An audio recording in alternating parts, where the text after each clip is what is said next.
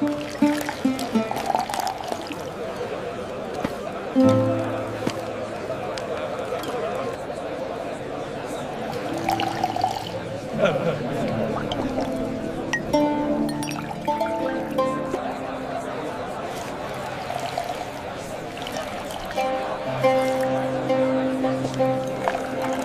guys, tonight we begin with ancient Greek parties.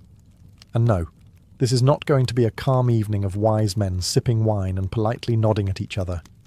So before you get comfortable, take a moment like the video and subscribe. But only if you genuinely enjoy what I do here. And let me know in the comments where you're tuning in from and what time it is for you. It's always fascinating to see who's joining us from around the world. Now, dim the lights and let's ease into tonight's journey together. You are not going to a party. That would imply joy, spontaneity, and the possibility of leaving early without social consequences. You are going to a symposium, which is a very serious word ancient Greeks used to disguise the fact that a group of grown men planned to drink wine until their opinions became louder than their reasoning. The invitation was carefully worded. It didn't mention alcohol. It mentioned discussion, ideas, friendship, possibly virtue. This is how you know wine will be involved. Food, however, will not. You already ate somewhere else, because dinner is merely the warm-up. The symposium exists so everyone can focus on the real goal, seeing how many philosophical beliefs survive prolonged exposure to wine. You arrive at the house pretending you're here for intellectual stimulation. This is polite lying. No one calls you out on it because they are lying too. You are expected to participate.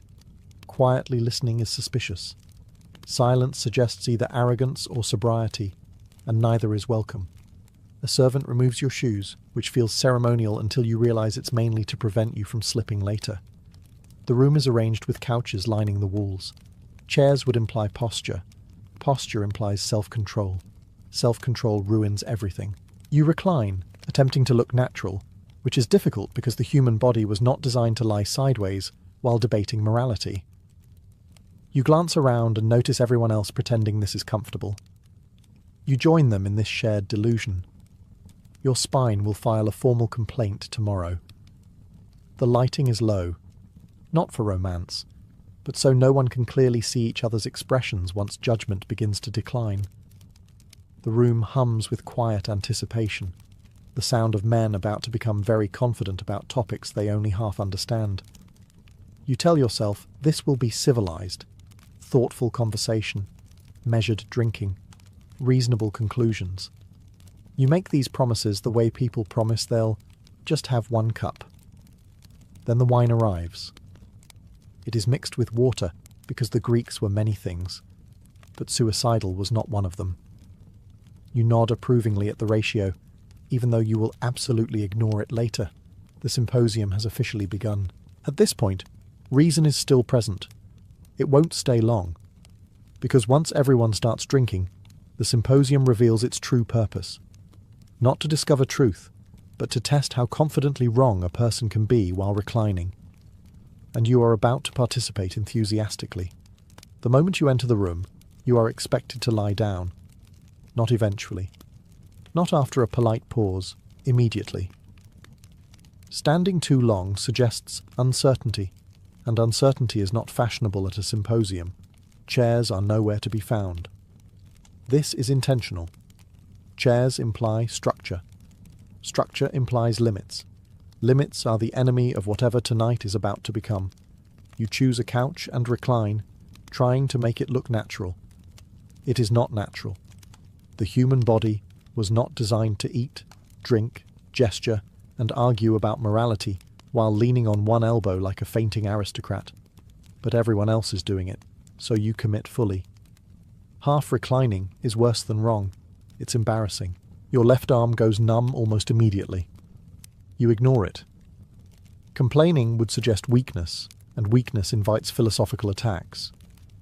You adjust your position slightly, which somehow makes it worse. At this point, you accept that circulation is optional and dignity is already gone. Reclining is not about comfort, it is about equality. When everyone is lying down, no one is towering over anyone else. Power is flattened. Authority becomes conversational.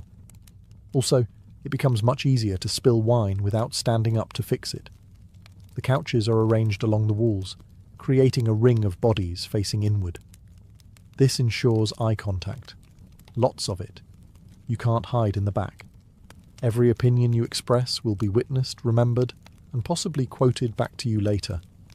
Incorrectly, but with confidence. Servants move quietly through the room, stepping over sandals and avoiding elbows. You admire their skill. They have done this many times. They already know which guests will become unbearable first. As you settle in, you notice the subtle competition. Who looks the most relaxed? Who reclines like this is their natural state? Who looks like they were born arguing sideways? You attempt to match their ease. You fail, but no one comments. They are too busy preparing their own performances. Lying down also slows drinking, in theory. In practice, it just makes refills easier because cups are already horizontal. You hold yours carefully, telling yourself you will sip slowly. This decision lasts approximately one conversation. At this stage, everyone is still relatively coherent. Voices are calm, laughter is measured, opinions are phrased politely. This is the illusion phase, the part of the evening everyone remembers fondly, even though it lasts about 10 minutes. You are now reclined, numb, and committed. The symposium has truly begun. The wine arrives sooner than you would like, and faster than you are prepared for. It is carried in with ceremony, poured from a large communal bowl, and treated with a seriousness usually reserved for religious objects. This should be your first warning. You are told, politely, confidently, that the wine has been mixed with water. This is meant to reassure you. It should not. Ancient Greek wine is not modern wine. It is thicker, darker, and strong enough that drinking it straight would turn the symposium into a public safety incident. Dilution is not moderation. It is survival. You take your first sip carefully. It tastes sharp, earthy, and slightly offended that you're being cautious. You nod appreciatively, as if you understand wine. Everyone else does the same. This is a room full of men pretending they know exactly what they're doing. The ratio, you quickly realize, is ambitious. Not reckless, yet, but confident. The host wants conversation to flow. He wants opinions. He wants arguments. He wants everyone just drunk enough to be honest, and just sober enough to articulate it badly. You tell yourself you will pace your drinking. This is a common thought at symposia, and almost always the last sensible one of the evening. You sip slowly, listening to the early conversations, light topics, safe ideas, gentle teasing. Everyone is still performing civilization. Then someone refills your cup. You did not ask for this. It simply happens. The cup is never empty long enough to be lonely. You consider declining the refill, but that would suggest either arrogance or weakness. So you accept it, graciously, while mentally recalculating how much control you actually have left. As the wine settles in, you feel warmer, looser, more articulate. You begin to believe your thoughts are clearer than usual. This is incorrect, but the confidence is convincing. You speak a little more. You gesture a little wider. Your voice gains weight, as if every sentence now deserves attention. Around the room, the same transformation is happening. Laughter becomes louder. Interruptions become more frequent. Agreements become enthusiastic. Disagreements become personal. The wine is doing exactly what it was meant to do. You glance at the communal bowl and realize it is already lower than it should be. Someone makes a joke about it. Someone else refills your cup again. You stop counting. At this point, the symposium crosses an invisible threshold. No one announces it. No one acknowledges it. But everyone feels it. The night is no longer being guided by reason. The wine has taken over, politely, efficiently, and with full consent, and you are absolutely sure this is going very well. At some point, someone decides the evening needs structure. This is adorable. In an effort to preserve balance, moderation, and the illusion of control, A symposiarch is appointed, the person responsible for regulating the wine, setting the pace, and preventing the symposium from turning into a philosophical crime scene. This person is chosen either because they are respected, intimidating, or sitting closest to the bowl. None of these qualities will matter. The symposiarch announces the rules.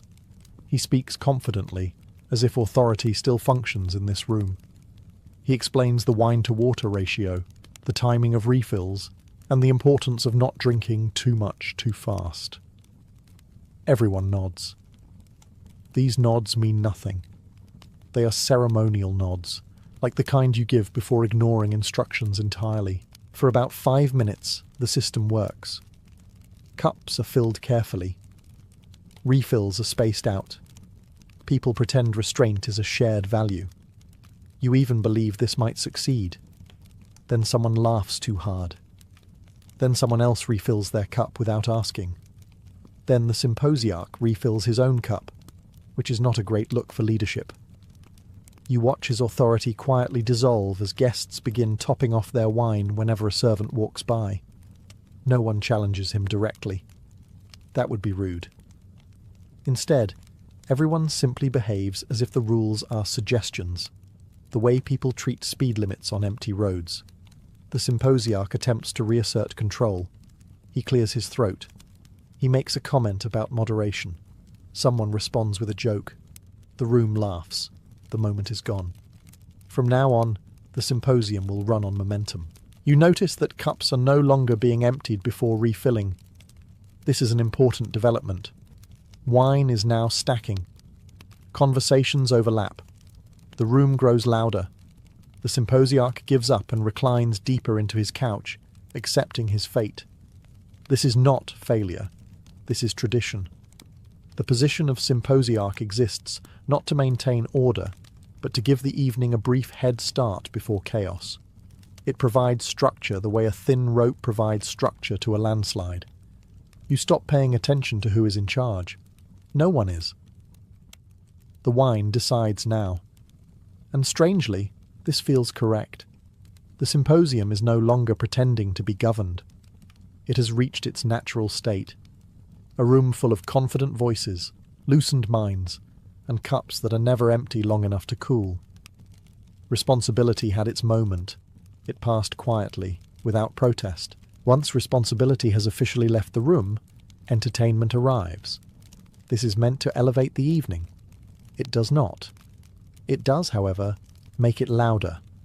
Someone produces a liar. This person believes they are talented. No one challenges this belief, because the wine has reached the point where disagreement feels like unnecessary effort. The first notes are plucked, and you nod appreciatively, even though you cannot tell whether the instrument is being tuned or slowly threatened. Music at a symposium is not background noise. It demands attention. You're expected to listen, react, and look emotionally moved. So you do. You tilt your head slightly. You close your eyes for a moment. You make a thoughtful face that says, "Yes, this is culture," even though what you are actually thinking is, "This sounds better from further away." Then comes singing. Someone begins reciting poetry. Another joins in. The rhythm is questionable. The volume is ambitious. The confidence is unmatched.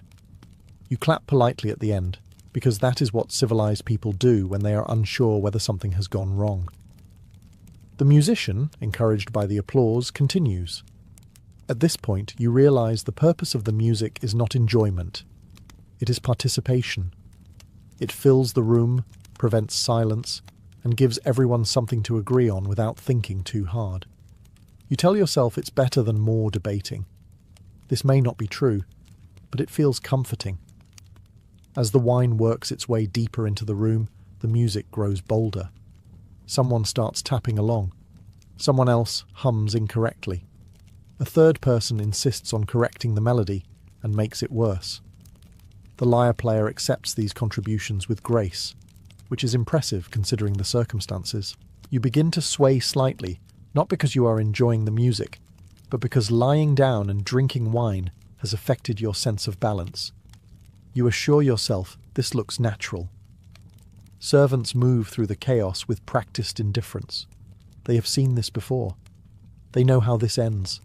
They refill cups while stepping around enthusiastic gestures and dangerously expressive elbows. By now, the music is no longer entertainment. It is atmosphere. It blends into the laughter, the conversation, the wine splashing just a little too close to the floor.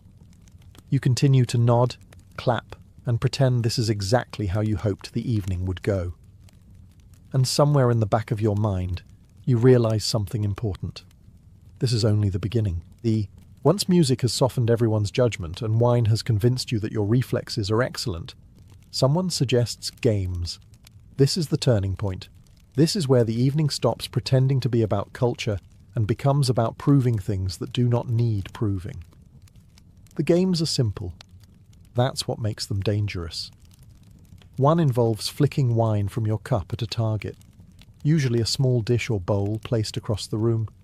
The rules are explained quickly and poorly. Accuracy is praised. Spillage is ignored. You participate because opting out would imply cowardice, or worse, sobriety. You flick. You miss. Wine splashes onto the floor.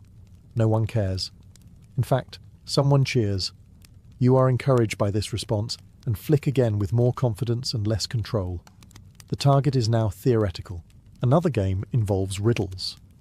Someone poses a clever question, expecting clever answers.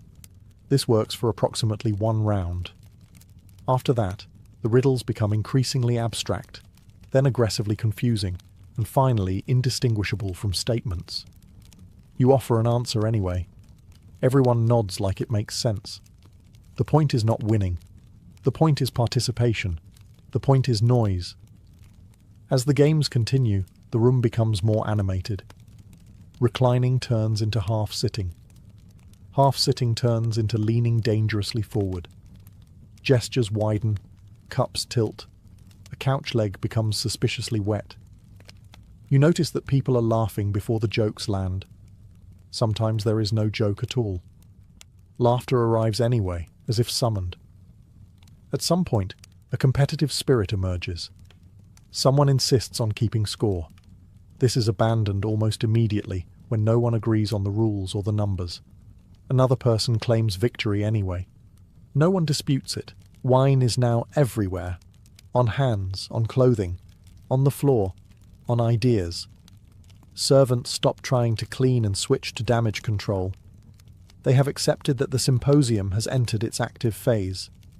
You feel unusually confident in your abilities. You are convinced your aim has improved. It has not. You flick wine with dramatic flair and knock something over. It makes a sound that suggests it was important. There is a brief pause, then laughter. Encouraging laughter. This is how the games work.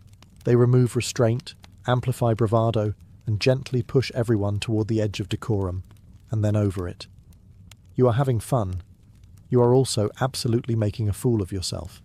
Both things are true.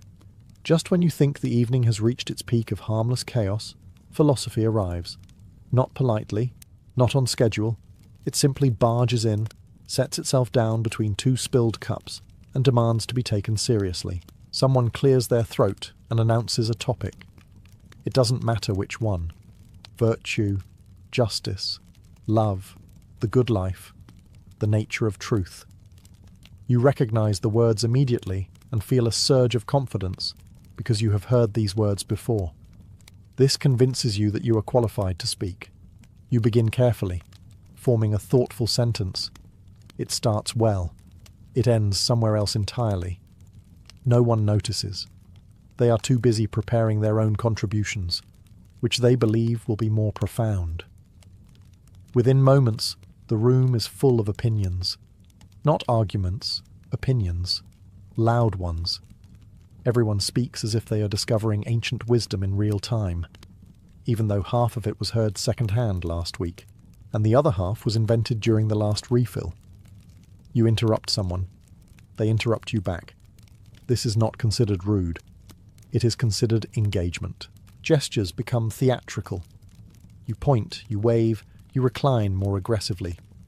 At one point, you knock your cup slightly and hold it steady just in time. This feels like a victory worth mentioning. You do mention it. No one listens. Someone insists that virtue can be taught. Someone else insists it cannot. A third person insists that both positions are wrong, but does not explain why.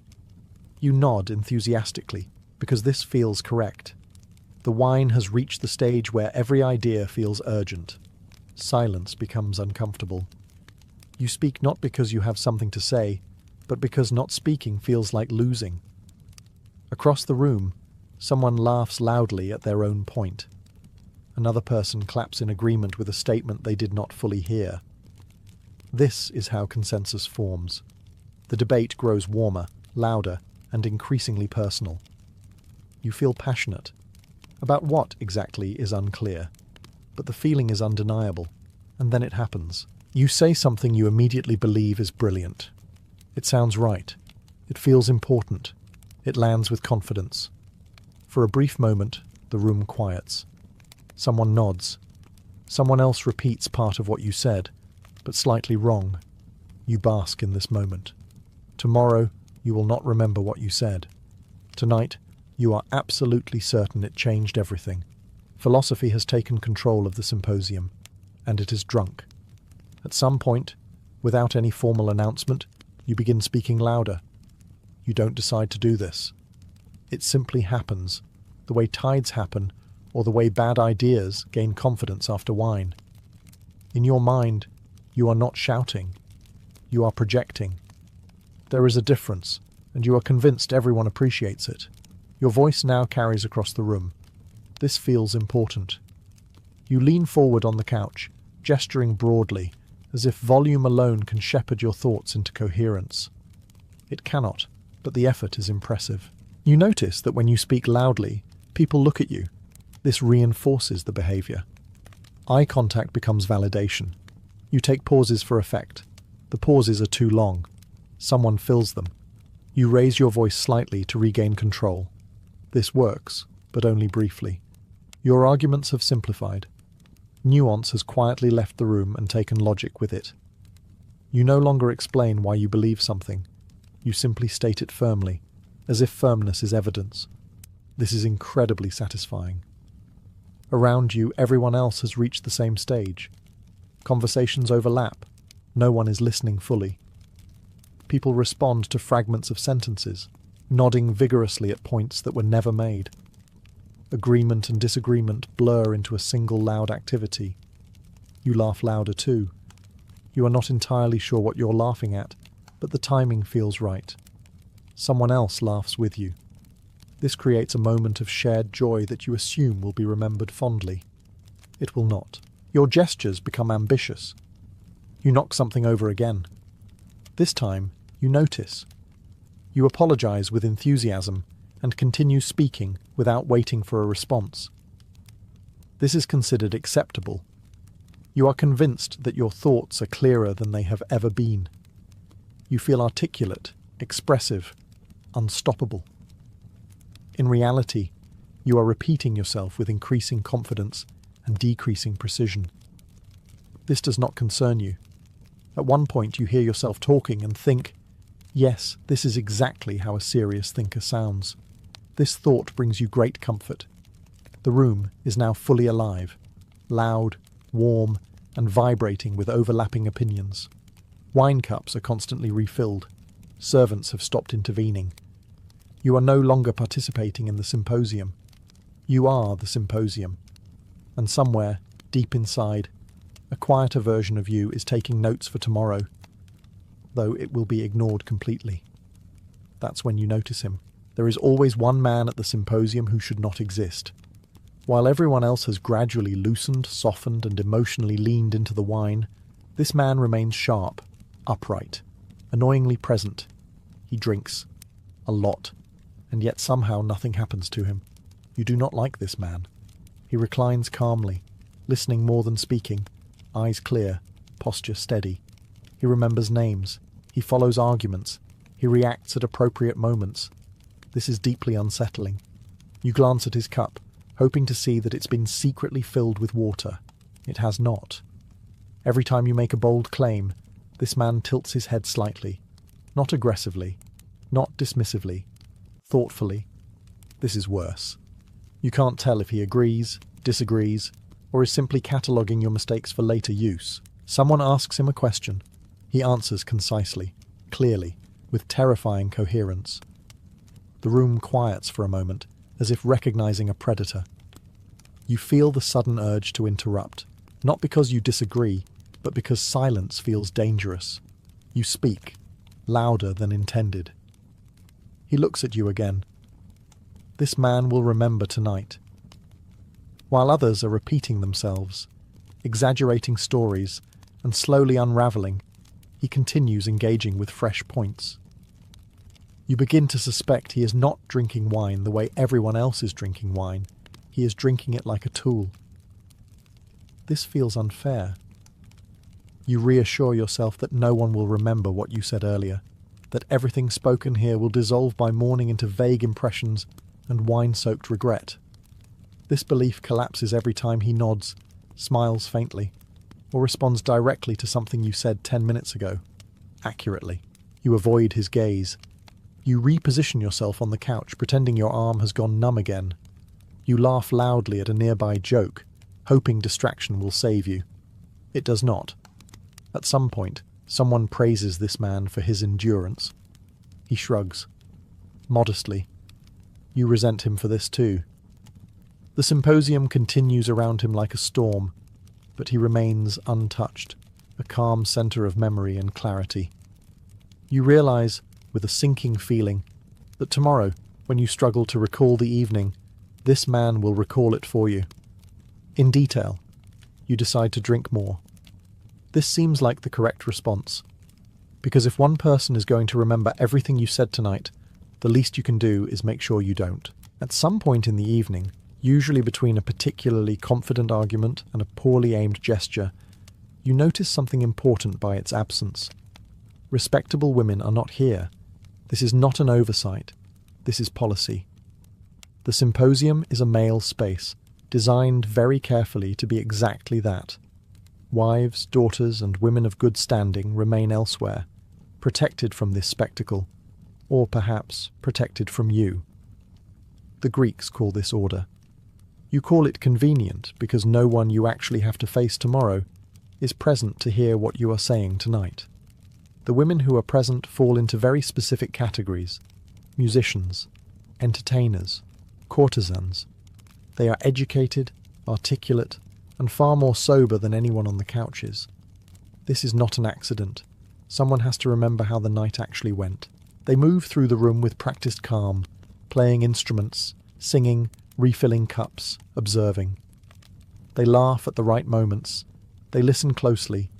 They make mental notes you will never have access to. You briefly convince yourself that this makes the symposium more philosophical. Fewer distractions, you think. Just men and ideas. This is incorrect. The real effect is that the room becomes louder, bolder, and significantly more confident in opinions that have not been stress-tested by reality. Someone makes a dramatic statement about love. You nod along enthusiastically, forgetting that no one present is allowed to challenge this perspective from experience. Another man declares something about women's nature. You agree reflexively, because agreement is easier than thought at this point. The entertainers remain neutral. They have heard all of this before, last week and the week before that, possibly from the same men. You attempt to impress one of them with an observation you are certain is clever. She smiles politely. This should concern you. It does not. The absence of respectable women creates a strange freedom. No restraint, no witnesses that matter. Opinions grow unchecked. Confidence inflates. The symposium becomes a sealed environment where ideas bounce around without resistance, growing louder and less accurate with every pass. You feel emboldened, safer, less accountable. This, you later realize, is exactly the problem, because a room where only one kind of voice is allowed does not become wiser. It becomes louder, and tonight, volume is winning. By now, the room has changed. You can feel it. The air is thicker, heavier, layered with smoke, wine, sweat, and confidence. Lamps flicker. Shadows stretch along the walls. What once felt intimate now feels crowded, even though no one new has entered. This is what happens when too many opinions occupy too little space. You are warm. Too warm. The kind of warm that makes you forget when you last felt comfortable. You shift on the couch, trying to cool down without standing up, because standing up would involve consequences. You loosen your clothing slightly and immediately feel like this was the right decision. It was not. Voices overlap constantly now. Conversations no longer take turns. They collide. Someone laughs loudly from across the room, not because something was funny, but because laughter has become a reflex. You join in without knowing why. This feels natural. Emotions begin leaking into the discussions. What started as abstract ideas now sounds suspiciously personal. A debate about justice turns into a complaint about unfair treatment. A discussion about virtue becomes an accusation. Someone mentions honour. Someone else takes it personally. You are not sure why, but you nod. You find yourself reacting faster than you think. Words leave your mouth before they are fully formed. You interrupt someone mid-sentence, then immediately forget what you were going to say. You fill the silence with volume. This seems effective. The heat makes everything feel urgent. Every statement sounds like it matters deeply. You are convinced that if you don't speak now, your thought will disappear forever. This is incorrect, but you speak anyway. Several people speak at once. No one wins. Someone slams a cup down for emphasis. Wine spills. No one cleans it up. That would slow things down. Another person leans forward dramatically, knocking knees with a neighbour. Apologies are exchanged loudly and immediately forgotten. You notice faces are redder now. Eyes are brighter. Movements are sharper. The symposium has reached emotional operating temperature.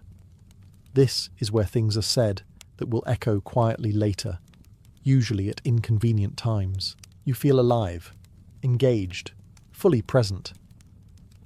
You also feel a faint sense of danger, like standing too close to a fire you built yourself. The room is no longer just hosting the symposium. The room is the symposium, pulsing, loud, emotional, and one careless sentence away from becoming unforgettable. At some point, the argument you were passionately defending simply disappears. It doesn't end. It doesn't resolve. It just quietly slips out of your grasp, like a thought you were absolutely sure you had 5 seconds ago. This should alarm you. It does not. What remains is confidence. Pure, undiluted confidence. You no longer remember what started the debate, but you are certain you were correct. You feel this deeply, in your bones, in your gestures, in the way you nod while someone else speaks, as if confirming points that may or may not align with what you were previously saying. Someone challenges you. You respond immediately, without hesitation. The response is firm, decisive, and completely unrelated to the challenge. No one points this out. That would slow the momentum. Momentum is sacred now. You begin repeating yourself. This feels intentional, like emphasis. You believe repetition adds strength. It does not, but the conviction behind it is impressive. Each time you restate your point, you do so louder, as if volume might summon clarity back into existence. Around the room, the same phenomenon is unfolding. Everyone has lost the thread, but no one has lost certainty. Statements float freely, detached from evidence, context, or even grammar. They collide occasionally, and are immediately applauded. You hear yourself say something and think, yes, exactly. That's what I meant. Even though you have no idea what you meant, someone agrees with you enthusiastically. This feels validating. You do not question why they agree or what they think you said. Agreement is enough. You are no longer debating ideas. You are defending a feeling. The feeling that you are right and that this matters. Silence feels threatening. You fill it quickly. Others do the same. The room hums with overlapping declarations, none of which require follow-up. You lean back, satisfied. Your work here is done. You have contributed meaningfully to the evening's intellectual atmosphere. You know this because you feel very sure about it. Somewhere nearby, someone is still sober enough to notice the disconnect. You do not look at them. The symposium has reached a crucial stage, the point where clarity is gone, memory is unreliable, but confidence has achieved total independence. This is dangerous territory, but it feels incredible. Eventually, the symposium does not end. It simply loses momentum and collapses inward like a tired argument that can no longer support itself. No one announces that it's time to leave. People just begin failing to continue. You attempt to sit up fully. This was a mistake. Your body responds with a brief but firm reminder that reclining sideways for hours while drinking was not part of its design specifications. You pause, pretending this hesitation was intentional. No one questions it. Several people are doing the same thing. Around the room, conversations trail off mid-sentence. Someone begins a thought, forgets it halfway through, and replaces it with laughter. Another person stands up too fast, immediately regrets it, and pretends they were just stretching philosophically. A servant appears with a lamp. This is the universal signal. The night has entered its final phase, assisted departure. The servant does not ask if you need help. They already know. You rise carefully, one limb at a time, negotiating with gravity, as if it might be open to compromise. The floor feels farther away than expected. The couch, which betrayed you earlier, now tries to pull you back in. You refuse. Shoes are returned to you. You stare at them briefly, as if unsure what their purpose is. Eventually, you put them on. Not correctly, but adequately. Outside, the night air hits you with brutal honesty. It is colder, sharper, and far less impressed by your confidence. You inhale deeply and immediately regret it. The wine does not appreciate fresh air. Someone places a steadying hand on your arm. You accept this without comment. Independence is no longer a priority. As you walk, the street seems longer than it was on the way in. The lamplight sways. Shadows stretch. You feel both deeply thoughtful and profoundly empty. This feels philosophical, so you decide not to question it. You attempt to recall the evening. You remember fragments, laughter, strong opinions, the sober man's face, something you said that felt important. The details are gone, but the certainty remains that you were brilliant. Your escort listens patiently as you summarize your own thoughts to yourself out loud. They do not respond. This is kindness. When you finally reach your door, you pause. You feel like something meaningful has happened, something lasting, something worth remembering. You will not remember it. Tomorrow, you will wake with a headache, a dry mouth, and the vague suspicion that you owe someone an apology, though you will not be sure who. Tonight, however, you are convinced the symposium was a success. You survived it, and that, in ancient Greece, counted as participation. Morning arrives with absolutely no regard for what you did the night before. There is no gentle transition, no respectful pause. You wake up as if summoned by an angry god who has reviewed your behaviour and found it disappointing. Your head hurts in a way that feels philosophical. Your mouth is dry, your eyes resist opening, and your body refuses to cooperate without negotiation. You lie still for a moment, hoping this is temporary. It is not. As memory returns, it does so selectively and cruelly. You remember confidence. You remember volume. You remember being absolutely certain you were correct. You do not remember why. Fragments surface. A gesture. A laugh that went on too long. A sentence that began with conviction and ended somewhere unsafe. You replay moments, hoping clarity will arrive, and instead discovering only new layers of regret. You sit up slowly. This feels like a mistake, but you continue anyway. The room tilts slightly, as if offering commentary. You take this as criticism. Now comes the real danger, running into people. Every passerby feels like a potential witness. Did they hear you last night? Did they hear about you last night? You scan faces for recognition, judgment, or worse, amusement. Someone greets you warmly. This does not reassure you. Warmth suggests memory. You attempt to reconstruct the symposium logically. There was wine, there was debate, there was laughter. At some point, you were winning an argument. You are sure of this. The lack of evidence does not trouble you. It simply annoys you. Then you remember him, the sober man, the one who listened, the one who nodded, the one who will remember everything you said, accurately and without mercy. You feel a chill unrelated to the morning air. You consider avoiding him indefinitely. Throughout the day, ordinary tasks feel heavier. Conversations feel louder. Every sound feels personal. You promise yourself you will never drink that much again. This promise feels sincere and will last until the next invitation. By evening, the worst of the discomfort fades, leaving behind a familiar sense of resignation. Whatever you said, it's too late now. The symposium has passed into memory. Yours, fractured and forgiving. Others, precise and permanent. You tell yourself this is part of the process. This is how ideas are tested. This is how men learn. Mostly, this is how men learn to pace their drinking. You survive the morning, you survive the day, and by nightfall, you almost believe you'd do it all again, with a little distance and a lot of water. You begin to understand what last night really was. It was not chaos. It was not refinement either. It was something in between. A strange, human machine that turned wine, voices, ego, and time into ideas that occasionally mattered. Ancient Greek parties did not produce philosophy because everyone behaved well.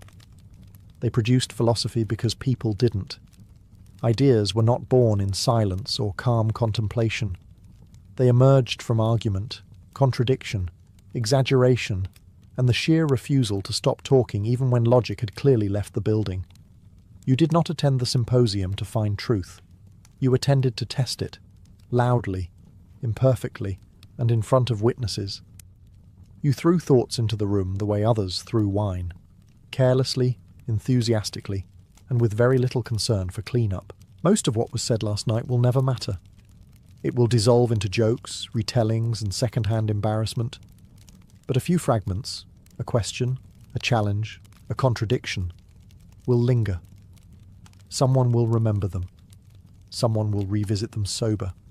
Someone will write them down later, minus the slurring and confidence. This is the part history prefers not to mention. The great ideas of ancient Greece did not emerge fully formed from serene minds. They were hammered out in rooms like this, smoky, loud, uncomfortable rooms where men reclined awkwardly, drank too much, interrupted each other, and mistook confidence for insight until insight occasionally appeared by accident. You were not attending a party. You were participating in a social engine. The symposium was a place where hierarchy softened, restraint loosened, and voices collided without a clear winner. It allowed people to say the wrong thing loudly enough for someone else to correct it later. That correction, not the original speech, is what survived. From nights like this came philosophy, politics, theatre, and art. Not because the environment was ideal, but because it was human. Messy, emotional, flawed, repetitive, loud. So when you imagine ancient Greek parties, do not picture calm men in white robes nodding thoughtfully. Picture a room full of confidence, spilled wine, half-finished thoughts, and one man who remembers everything. Picture ideas being born not from order, but from friction. You were not there to behave. You were there to contribute, even badly. And somehow, against all odds, it worked. That is what ancient Greek parties were actually like. Before cooking became culture, it was survival. Long before kitchens had walls or names, they existed as rings of stones surrounding a fire that never truly slept. In the ancient world, flame was the first tool, the first technology, and the first line between life and death. Cooking did not begin with taste, it began with necessity. Early humans quickly learned that raw food was risky. Meat spoiled fast, roots were hard to digest, and parasites were an invisible threat. Fire changed all of that. Heat softened tough fibers, killed disease, and released energy trapped inside plants and flesh. A roasted animal was not just safer to eat, it fed more people for longer. In this sense, cooking was humanity's earliest form of efficiency. These first meals were simple but deliberate. Meat was skewered on sharpened sticks or laid directly on hot stones. Tubers were buried in ash to cook slowly underground. Nothing was wasted. Bones were cracked for marrow. Fat dripped into the fire and flavoured everything around it. Smoke clung to hair, skin, and clothing, becoming the scent of daily life. There were no recipes, but there was knowledge.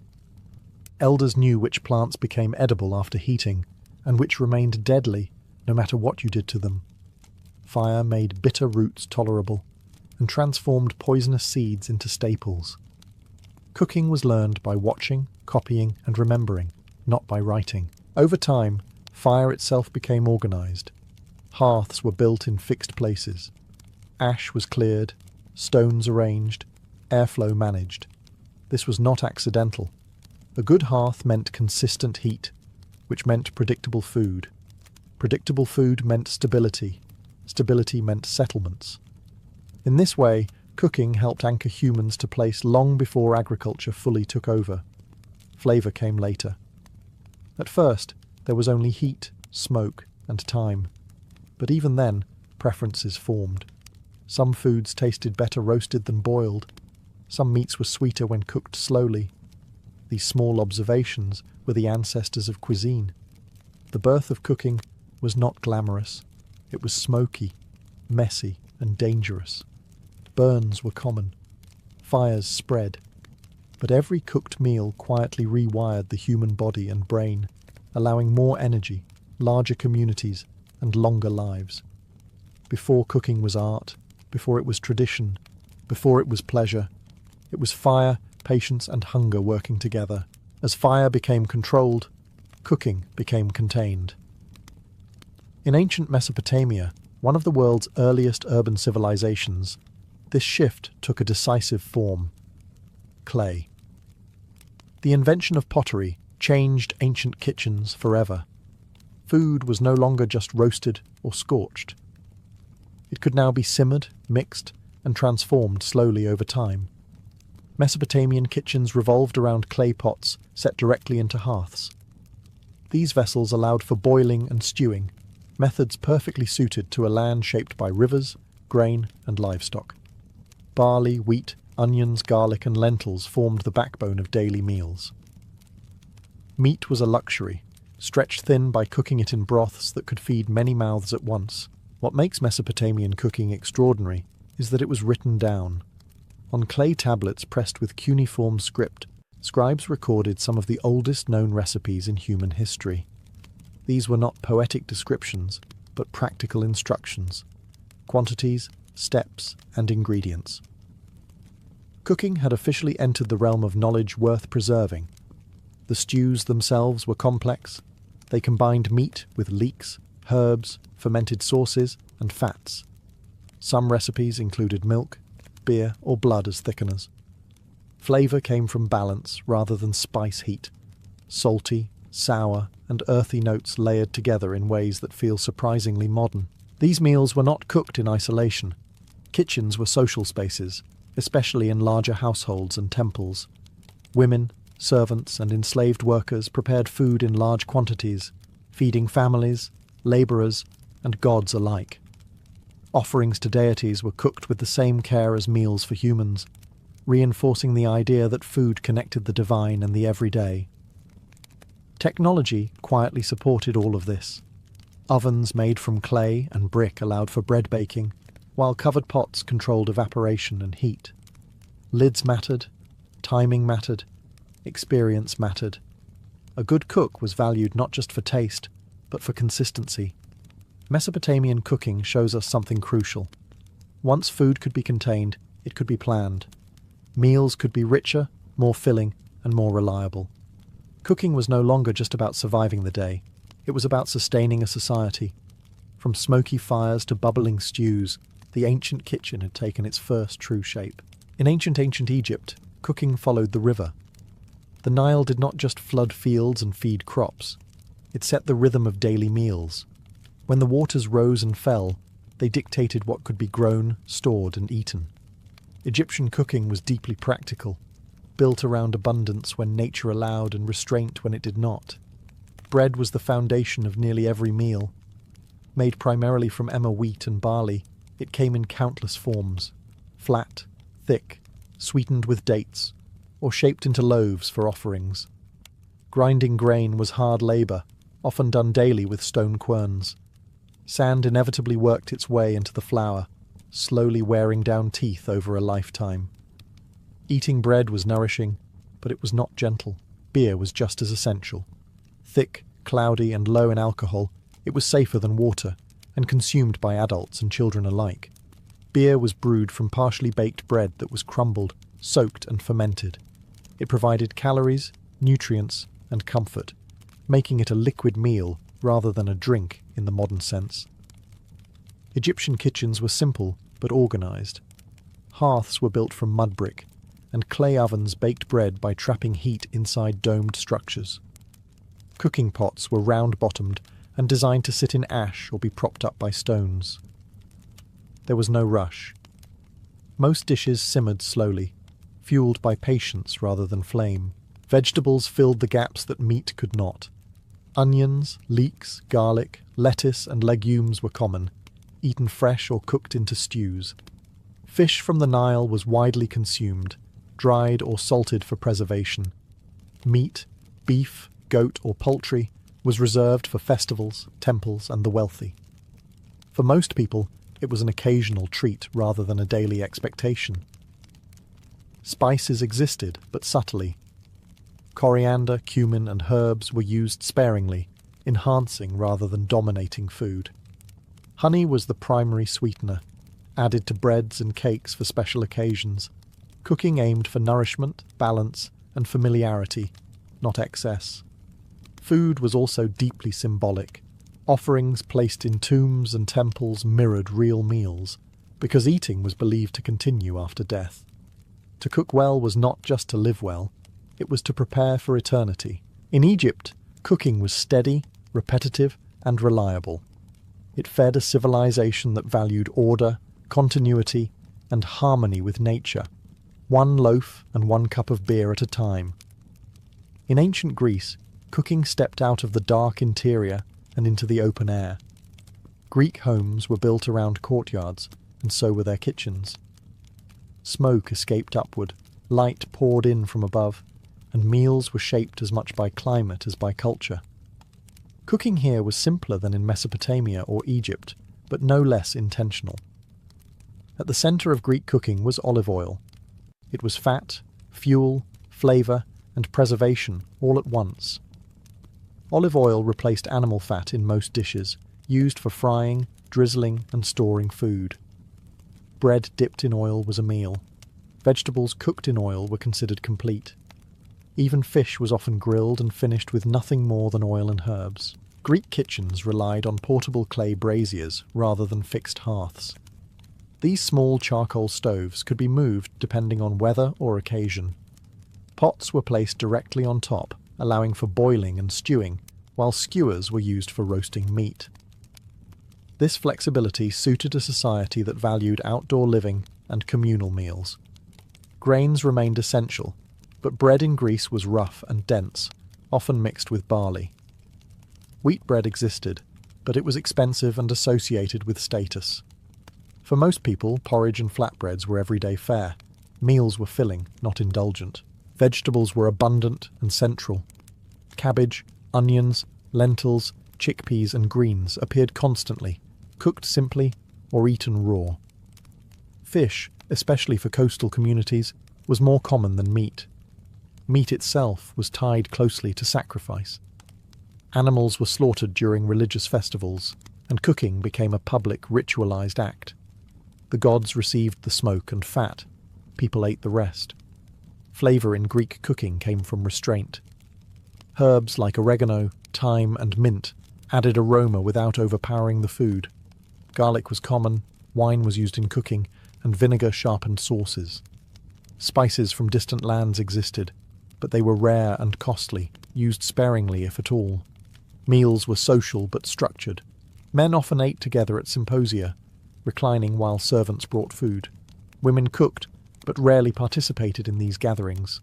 Cooking, therefore, reflected social boundaries as much as taste. Greek cuisine was about balance, between simplicity and nourishment, ritual and routine. The kitchen did not aim to impress. It aimed to sustain body, mind, and civic life, one olive-oiled dish at a time. In ancient Rome, cooking split into two very different worlds. There was the kitchen of the wealthy, filled with tools, servants, and imported ingredients. And then there was the street, where most Romans actually ate. The majority of the population lived in cramped apartment blocks with little or no space to cook. Open flames were dangerous, and kitchens were rare. As a result, Roman cities became some of the first true street food cultures in history. Thermopolia lined the streets. Small food shops with counters embedded with clay jars holding hot dishes. Stews, beans, lentils, bread, sausages and fried foods were served quickly to workers, travellers and the urban poor. You ate standing up, often with your hands, surrounded by noise, smoke and shouting vendors. Convenience mattered more than comfort. For those who could cook at home, Roman kitchens were functional but smoky. Hearths burned wood or charcoal, and bronze or iron cookware handled intense heat. Romans roasted, boiled, fried, and baked with confidence. Bread ovens existed both privately and publicly, producing loaves on an industrial scale for cities of hundreds of thousands. The defining feature of Roman cooking was sauce, especially garum. Made from fermented fish guts left to rot in the sun, garum was intensely salty, pungent, and unavoidable. It was added to nearly everything, from meat to vegetables to wine. To Roman tastes, it was not disgusting, it was essential. Roman cuisine was also global. The empire pulled ingredients from across Europe, North Africa, and the Near East. Pepper came from India, dates from the desert, wine from Gaul and Spain. Wealthy households competed through extravagance, serving exotic animals, stuffed dormice, and elaborate multi-course meals designed to impress guests as much as feed them. Cooking in elite Roman homes was a performance. Professional cooks oversaw teams of slaves, timing dishes precisely to match conversation and spectacle. Recipes recorded by writers like Apicius focused on excess, complexity, and novelty, food as status. Yet beneath the luxury, the average Roman meal remained humble. Bread, olives, beans, and watered wine. Meat was occasional. Hunger was common. Cooking reflected the inequalities of empire. In Rome, food was everywhere, in kitchens, on streets, in temples, and at banquets. Cooking had become not just survival or tradition, but identity, power, and display. In the world of the Aztec Empire, cooking began not with fire alone, but with stone. The foundation of daily food was maize, and maize could not be eaten raw. It had to be transformed through nixtamalization, soaking dried corn in an alkaline solution made from lime or ash. This process softened the kernels, released nutrients, and turned maize into something that could sustain an empire. This was not accidental chemistry. It was inherited knowledge, refined over centuries. Without nixtamalization, corn causes malnutrition. With it, maize becomes complete. Every Aztec kitchen depended on this quiet but brilliant technique. Once prepared, the corn was ground by hand on a metate, a flat stone used with a heavy grinding tool. This was exhausting, daily labour, usually done by women before dawn. The result was masa, a soft dough that became tortillas, tamales, and countless other foods. Cooking began early because hunger waited for no one. Aztec hearths were simple, usually 3 stones supporting a clay comal, a flat griddle heated over fire. Tortillas were cooked quickly, flipped by hand, eaten fresh. They were not side dishes. They were plates, spoons, and staples all at once. Everything was wrapped in them. Beans, squash, chilies, tomatoes, and herbs filled out meals. Meat was rare. Turkey, dog, fish, or insects appeared occasionally, but most people ate plant-based diets by necessity, not ideology. Chilies provided heat, flavour and preservation. Meals were spicy, smoky and deeply aromatic. One of the most important drinks was chocolate. Made from cacao beans, ground and mixed with water, chili and spices, it was bitter, foamy and cold. Chocolate was not a dessert. It was ritual, currency and status. Only elites drank it freely. For everyone else, it was sacred and rare. Cooking in the Aztec world was inseparable from religion. Fire was alive. Food offerings fed gods. Meals followed calendars, rituals, and cosmic cycles. Even everyday cooking carried spiritual weight. Technology was subtle but effective. No metal cookware existed, yet the system worked. Stone, clay, fire, and timing replaced iron and steel. Efficiency came from tradition, not tools. Aztec cooking was labor-intensive, repetitive, and essential. Every tortilla was the result of hours of preparation. Every meal reminded people that survival depended on knowledge passed hand to hand, generation to generation. Here, cooking was not luxury or display. It was discipline and devotion made edible. In ancient China, cooking evolved toward efficiency, balance, and control. Unlike cultures that relied heavily on roasting and open flames, Chinese kitchens favored methods that conserved fuel and maximized nutrition. This was not philosophical at first. It was practical. Wood was valuable, populations were dense, and cooking had to be fast, repeatable, and reliable. The hearth was compact, often built low to the ground, with openings designed to channel heat precisely. From this came one of the most influential cooking tools in history, the wok.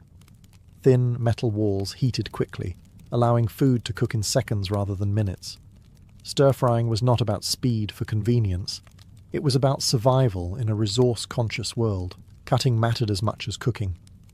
Ingredients were sliced small and uniformly before touching heat. This reduced cooking time and made food easier to eat with chopsticks. Knives were used in preparation, not at the table. Cooking ended violence. Eating required harmony. Grains formed the base of the diet. In the north, millet and wheat dominated. In the south, rice ruled daily life. Rice was steamed rather than baked, cooked in lidded pots that trapped heat and moisture. Steaming preserved texture and nutrients while using less fuel than boiling. Vegetables were constant: cabbage, greens, mushrooms, bamboo shoots and roots. Soybeans were transformed into tofu, sauces, and pastes through fermentation. Another quiet technological triumph. Fermented foods added protein, flavour and shelf life without the need for refrigeration. Meat existed, but in moderation. Pork and poultry were common when available, but always stretched with vegetables and grains. Bone broths extracted every possible nutrient. Nothing was wasted. Cooking reflected the belief that balance, not abundance, sustained health. Seasoning followed similar logic. Soy sauce, vinegar, ginger, garlic, and scallions layered flavour without overwhelming the dish. Spices were used deliberately, not excessively. The goal was harmony between salty, sour, bitter, sweet, and savoury, an idea that would later be formalised, but was already practised instinctively. Chinese cooking was also deeply tied to medicine. Food was categorised by its effect on the body: warming, cooling, drying, or moistening. What you cooked depended on the season, your health, and your age. The kitchen was an extension of preventative care. In ancient China, cooking was not spectacle. It was mastery through restraint. Heat was brief, cuts were precise, and meals were designed to sustain the body and maintain balance, quietly, efficiently, and every single day. In ancient India, cooking was shaped by climate, belief, and an early mastery of flavour. Unlike many ancient cuisines that relied on subtle seasoning, Indian cooking embraced complexity early on. Heat, aroma, and spice were not afterthoughts. They were the foundation of the kitchen. Grains formed the base of daily meals. Wheat dominated the north, shaped into flatbreads cooked on hot griddles. Rice ruled the south, boiled or steamed to accompany stews and vegetables. These staples were filling but intentionally plain, designed to carry stronger flavors layered on top. What truly distinguished Indian cooking was its use of spices. Turmeric, cumin, coriander, mustard seed, ginger and black pepper were not used randomly. They were toasted, ground, and combined with purpose. Spices preserved food in hot climates, aided digestion, and added depth without relying on meat. Cooking here was chemistry guided by experience. Fire was controlled but constant. Clay hearths burned wood or dried dung, producing steady heat ideal for slow cooking. Pots were thick-walled, designed to simmer lentils, vegetables and grains into nourishing stews. These dishes could cook unattended, freeing time for work and ritual. Meat consumption varied widely. In many regions, it was limited or avoided altogether due to religious beliefs. The cow, especially, became sacred, shaping diets around dairy rather than slaughter. Milk was transformed into yogurt, butter, and clarified ghee, which became one of the most important cooking fats. Ghee added richness, stability, and flavour, and it burned cleanly in hot pans. Vegetarian cooking thrived not as restriction, but as innovation. Lentils and legumes provided protein. Vegetables were cooked in countless ways: fried, stewed, spiced, or fermented.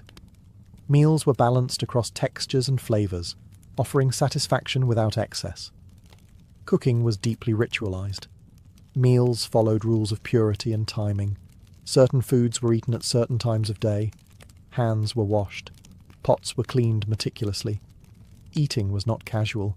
It was a controlled act tied to health and spirituality. Ancient Indian kitchens also understood the body. Food was classified according to its effects: heating or cooling, heavy or light. Cooking was preventative medicine, meant to keep the body in equilibrium rather than react to illness. In India, cooking was not just about feeding the body.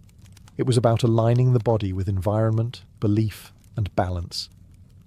Every spice, every method, served a purpose far beyond taste, sustaining life in both physical and spiritual form.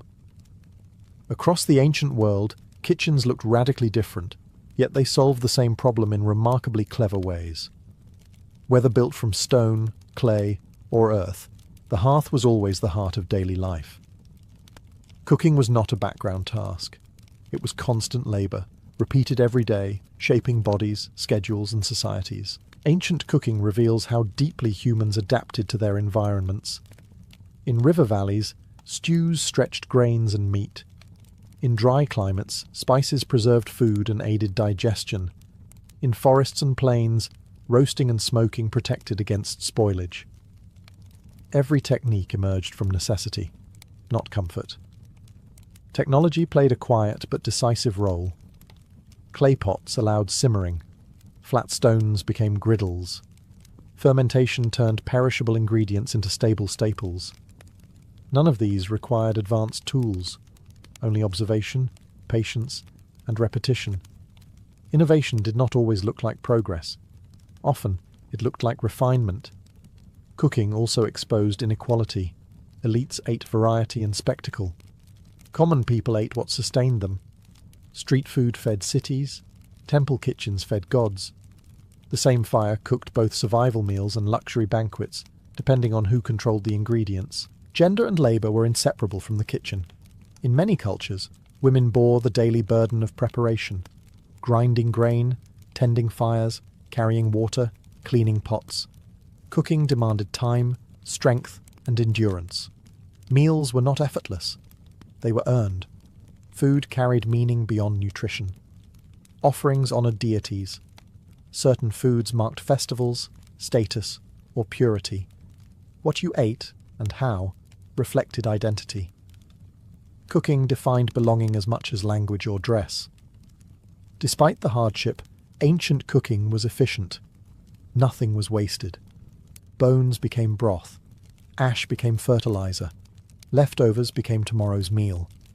Modern abundance often hides this wisdom, but ancient kitchens ran on precision and restraint. Perhaps most striking is how familiar these meals still feel. Bread, stews, sauces, flatbreads, fermented foods. These are not relics. They are foundations still present today. Modern kitchens owe more to ancient ones than we often realize. Cooking in the ancient world was slow, smoky, and demanding.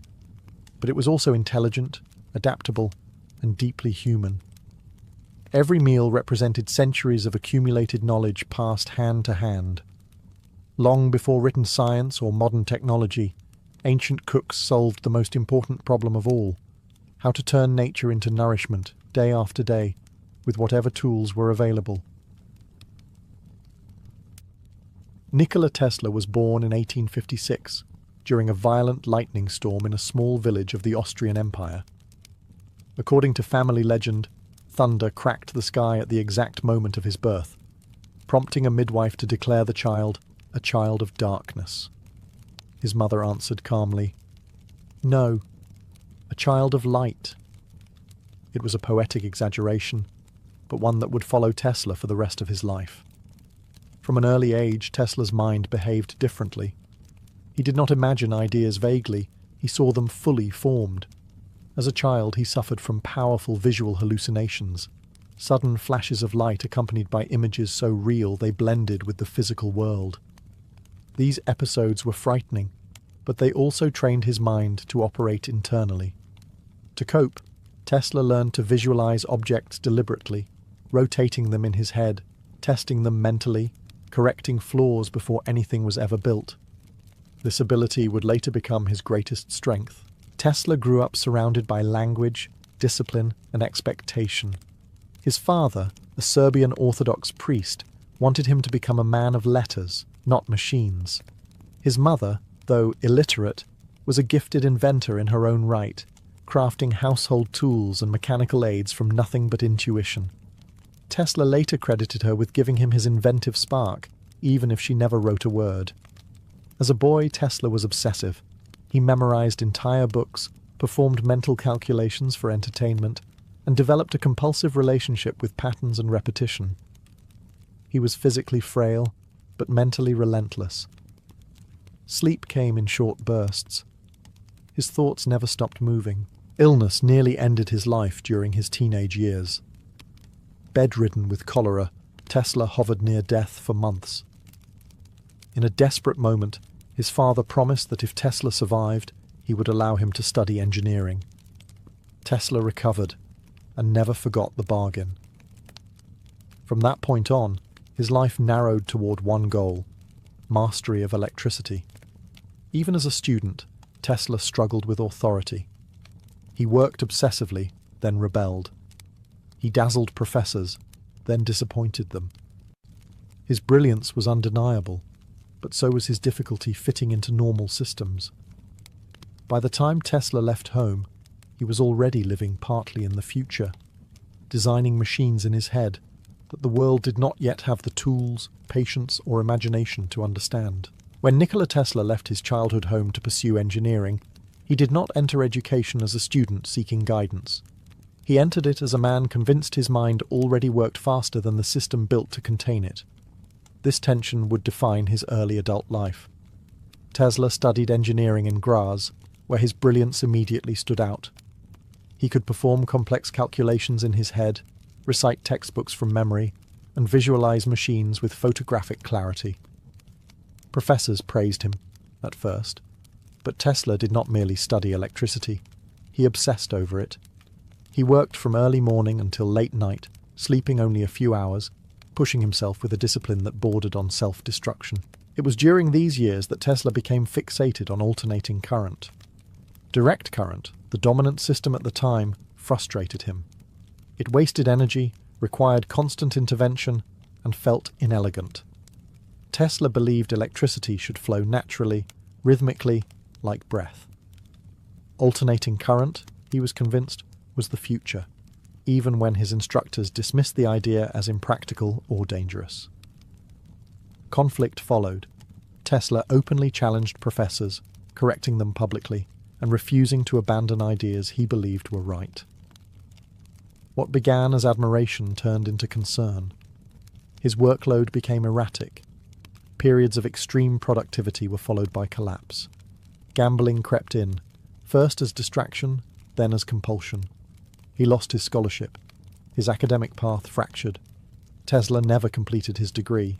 For most people, this would have been the end of the story. Proof that talent without discipline leads nowhere. But Tesla was not finished.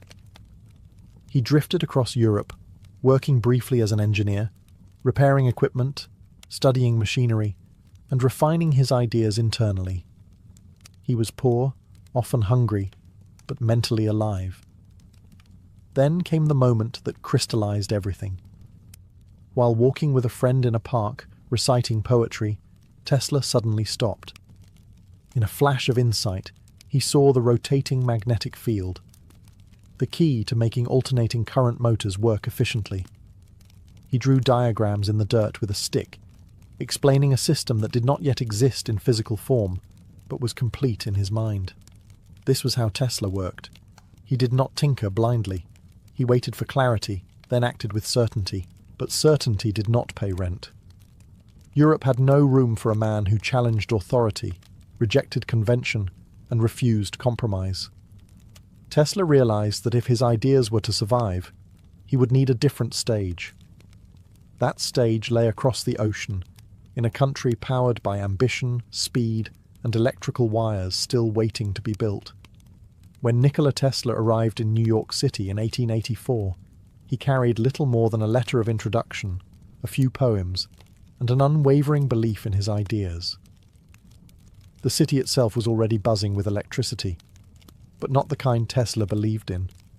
America was wired for direct current, and its most powerful advocate was Thomas Edison. Tesla initially worked for Edison, repairing generators and solving technical problems others could not. He impressed his superiors quickly. When machines failed, Tesla fixed them. When designs stalled, he improved them. His mind moved effortlessly through complexity. But admiration did not equal respect. Edison believed in trial and error, in brute force experimentation. Tesla believed in precision, theory, and mental design. The two men could not have been more different. Edison famously distrusted alternating current, dismissing it as dangerous and impractical. Tesla saw direct current as inefficient and limiting. What began as professional disagreement soon became ideological war. Tesla claimed Edison promised him a substantial bonus for improving his machines, a promise Edison later laughed off as a joke. Whether miscommunication or deception, the result was the same. Tesla quit, humiliated and broke. What followed was brutal. Tesla dug ditches to survive. The man who envisioned the future of electricity now laboured with a shovel, earning daily wages to bury cables he believed were obsolete. Yet even in the dirt, Tesla did not abandon his ideas. He waited. His opportunity came when investors recognized the potential of his alternating current system. Tesla finally gained the resources to build and demonstrate his motor.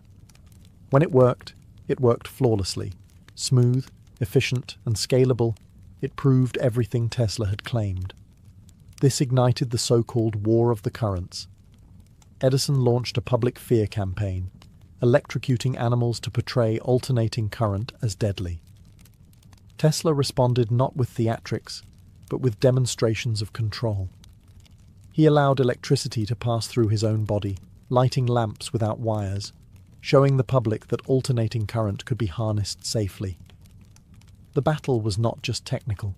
It was about power, reputation, and who would shape the modern world. Edison had money, factories, and influence. Tesla had vision. Ultimately, practicality decided the war. Alternating current could travel long distances with minimal loss. Direct current could not. Power stations adopted Tesla's system. Cities grew brighter. Industry accelerated. Tesla had won, but victory came at a cost. He gained recognition, but not stability. And the world had only just begun to glimpse the depth of his ambition. Victory in the War of the Currents transformed Nikola Tesla into a scientific celebrity almost overnight. His alternating current system powered cities, factories, and streetlights, and his name began appearing in newspapers alongside words like genius and visionary. At public lectures, Tesla dazzled audiences with controlled lighting, glowing tubes, and machines that seemed pulled from the future. Electricity, once invisible and frightening, became something theatrical, and Tesla was its magician. For a brief moment, everything aligned. Tesla partnered with powerful backers, including industrialists who understood the value of his inventions.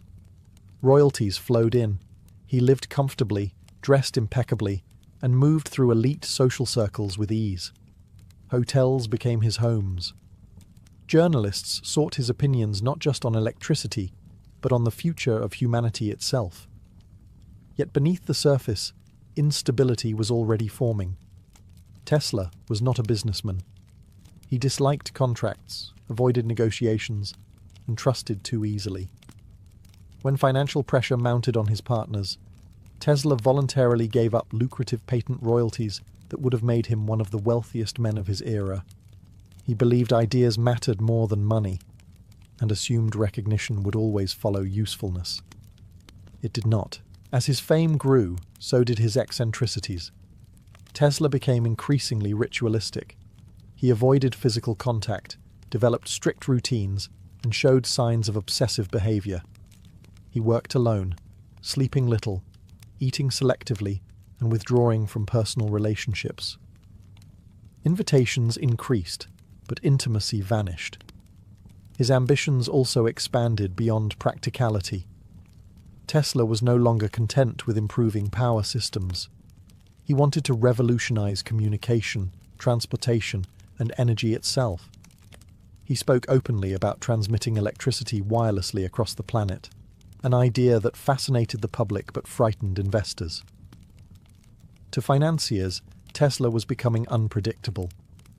While others built businesses around electricity, Tesla chased visions. He spent freely on experiments, convinced that success was always just one breakthrough away. Money flowed out faster than it came in. Projects stalled. Deadlines slipped. Still, Tesla remained confident. He believed the world would eventually catch up to his ideas. What he underestimated was time and patience. By the end of this period, Tesla was still famous, still admired, but increasingly isolated. The foundation of his success rested on fragile assumptions, that genius would be rewarded automatically, and that the future would wait for him. It would not. The stage was set for Tesla's most ambitious project, and the beginning of his greatest downfall. At the turn of the new century, Nikola Tesla became consumed by a single idea, a world connected without wires. Not just messages, but power itself, transmitted through the air, freely, endlessly, and available to all. To Tesla, this was not fantasy. It was the logical next step in human progress. He envisioned a planet wrapped in invisible energy, where information and electricity flowed as naturally as sound. Ships would navigate by wireless signals. News would travel instantly. Cities would glow without cables. In Tesla's mind, the future was already built. It simply needed funding. That funding arrived in the form of wealthy investors intrigued by wireless communication. With their support, Tesla began constructing a massive structure on Long Island, the Wardenclyffe Tower. Rising like a metal skeleton against the sky, it was meant to be the centerpiece of a global energy network. Underground shafts extended deep into the earth. Coils and generators filled nearby buildings. Everything about the project was oversized, experimental, and expensive. At first, confidence was high. Wireless radio transmission was beginning to show promise, and Tesla believed power would follow. But the project quickly ran into trouble. Costs ballooned, results lagged. Investors grew uneasy. The core problem was not technical alone, it was philosophical. Tesla wanted to give energy away, his backers wanted profit. When they realized Tesla's system could not easily be monetized or controlled, enthusiasm turned to suspicion. Funding slowed, then stopped. Meanwhile, competitors achieved practical success.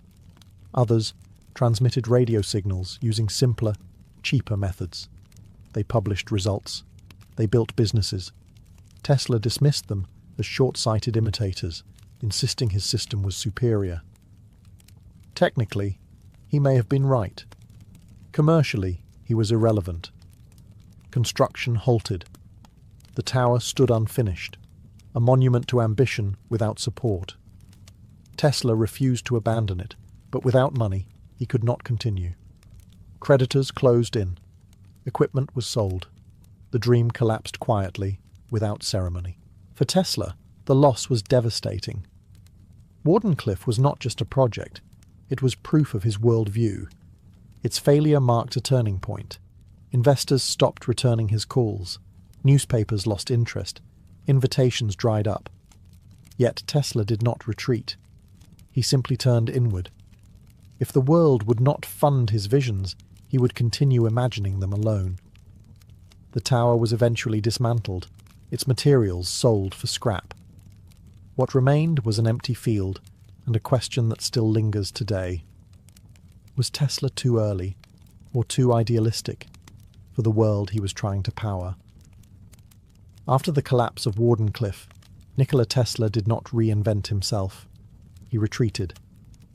The public figure who once filled lecture halls slowly vanished into hotel rooms, notebooks, and routines that grew stranger with time. Tesla was still thinking, constantly, but the world was no longer listening. Without investors, his work became increasingly theoretical. He announced inventions that were never fully demonstrated. Death rays, earthquake machines, energy weapons capable of ending war. Newspapers loved the headlines, but stopped taking the claims seriously. To many, Tesla shifted from visionary to curiosity, a brilliant mind drifting untethered from reality. His personal habits hardened into rituals. Tesla developed an extreme aversion to germs, washing compulsively and refusing to touch objects handled by others. He demanded precise numbers, especially multiples of 3, in daily activities.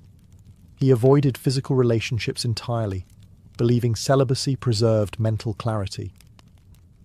Whatever focus these rules once gave him now isolated him further. Financially, things worsened. Tesla moved between hotels, charming managers into extending credit based on his reputation. He paid when he could, promised future earnings when he could not. Former partners distanced themselves. New investors never appeared. The world had moved on to mass production, corporate laboratories, and teamwork. Tesla remained fiercely alone. Yet his mind never stopped working. He filled notebooks with diagrams, equations, and predictions. Some were wildly impractical, others were eerily accurate. He spoke of wireless communication devices small enough to fit in the hand. He imagined global information networks. He described remote-controlled machines decades before they became reality. These ideas passed mostly unnoticed, buried beneath his growing eccentric image. Tesla's loneliness deepened, but so did his attachment to ideas over people. He formed emotional bonds not with colleagues, but with animals, especially pigeons. He cared for injured birds, fed them daily, and spoke of one pigeon with particular affection, claiming it meant more to him than any human relationship ever had. To the outside world, Tesla appeared tragic, even pitiful. Once celebrated, now ignored. Once wealthy, now dependent. But this surface view misses something crucial. Tesla never believed success was measured by comfort or recognition. He believed ideas mattered more than their acceptance. Even as his reputation faded, the systems he helped create continued to expand. Cities grew brighter, industries grew louder, alternating current spread everywhere. Tesla may have been disappearing from public life, but the world around him was still running on his mind. In his final decades, Nikola Tesla lived in a strange contradiction. His name was still famous, yet his presence had become ghost-like. He was invited to birthdays, anniversaries, and interviews, not because people funded his work, but because he symbolized a fading age of lone inventors. Tesla had become a monument while still alive. He spent his days moving between New York hotels, most notably the Hotel New Yorker, living in increasingly modest rooms. His income came from small stipends, occasional lecture fees, and the quiet support of admirers who felt the world owed him something. In truth, it did. But debts of recognition are rarely paid on time. Tesla continued to announce inventions, often during birthday interviews with journalists. He spoke of directed energy weapons, advanced propulsion, and new forms of communication. Some listeners dismissed these claims as fantasies of an aging mind. Others sensed fragments of ideas that technology had not yet caught up to. Tesla no longer bothered to prove anything physically. His confidence rested entirely in thought. His routines grew stricter. He walked the same routes, ate the same meals, and followed numerical patterns with unwavering discipline. Any disruption unsettled him. These habits, once tools for focus, now served as walls between him and the world. Visitors described him as polite, articulate, and distant, always speaking from a place slightly removed from the present. Yet moments of clarity still pierced the isolation.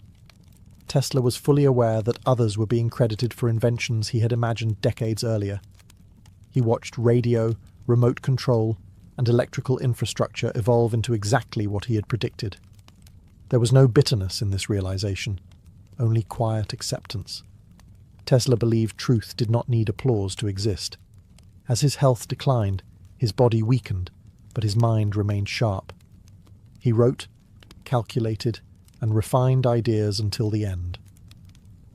In January of 1943, Tesla died alone in his hotel room. There was no crowd, no laboratory, no dramatic final experiment, just silence.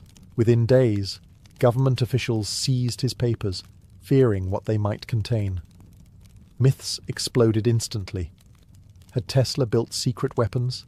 Had he discovered forces too powerful to reveal?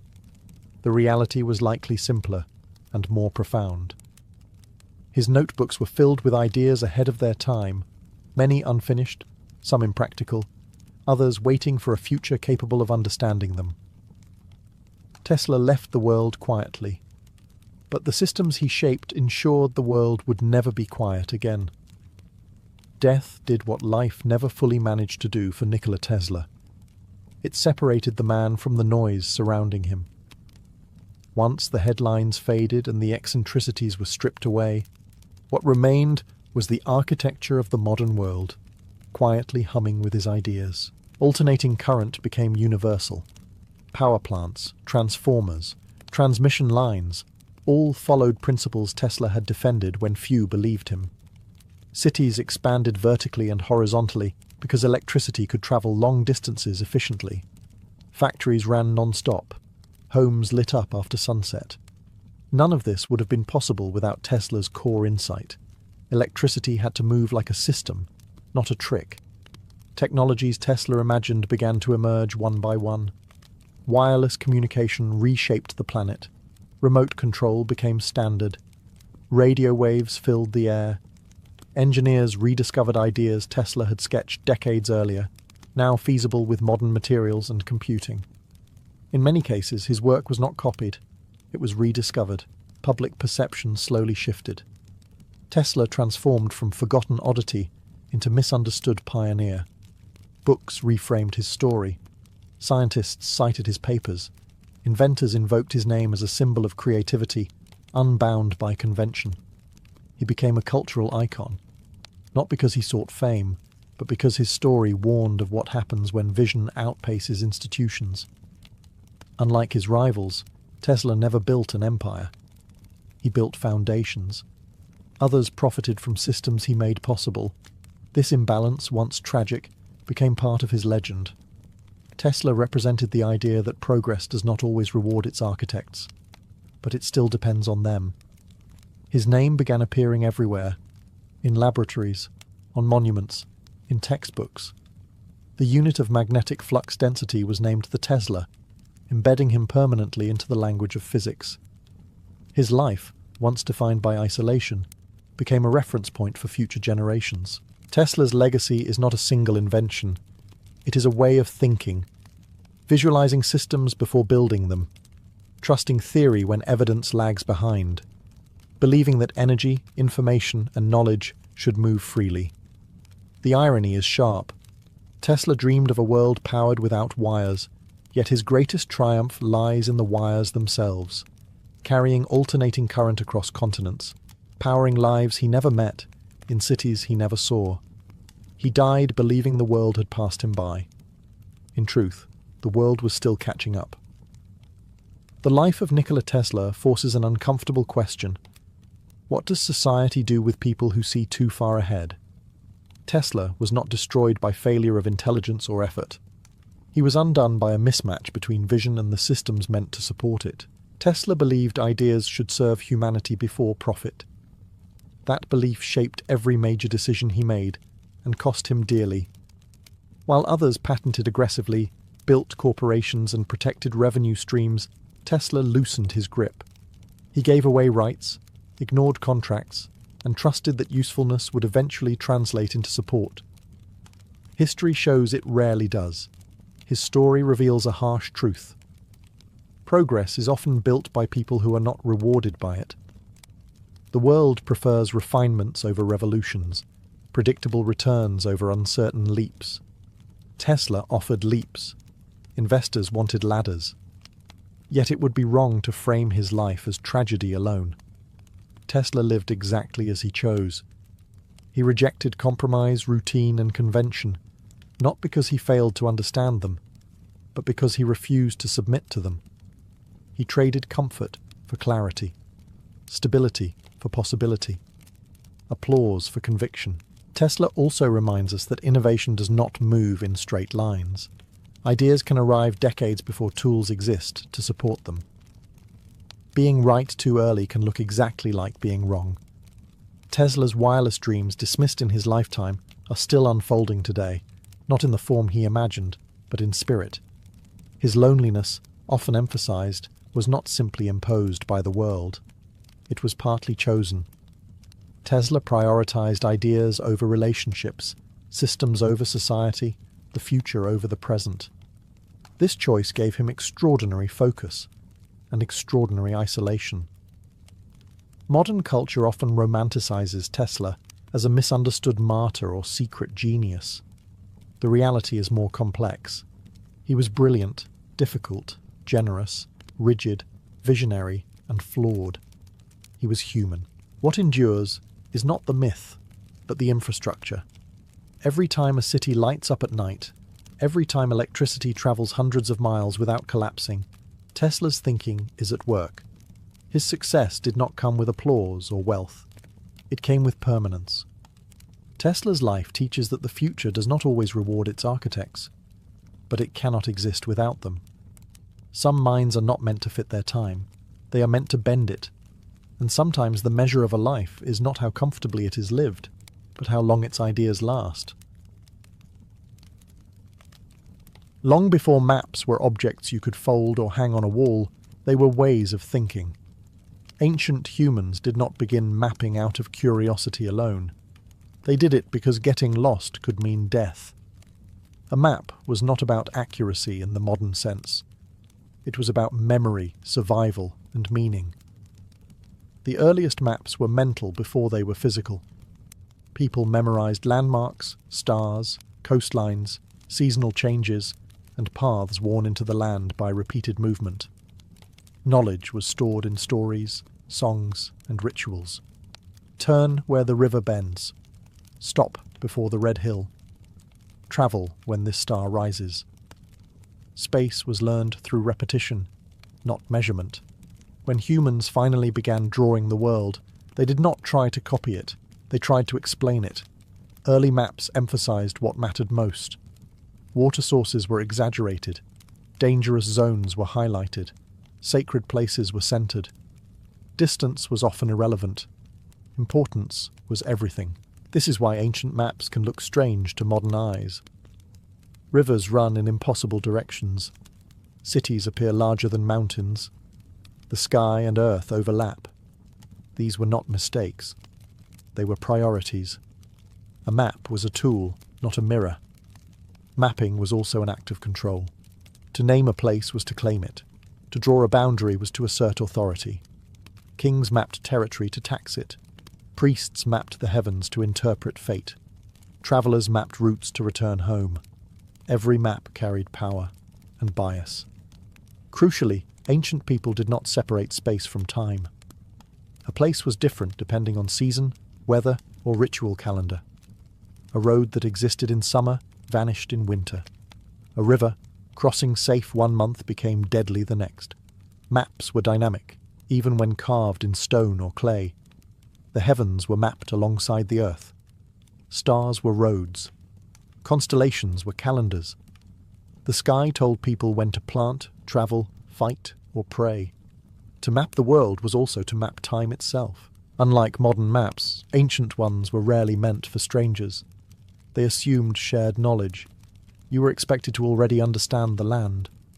The map simply reminded you of relationships between places, people, gods, and cycles.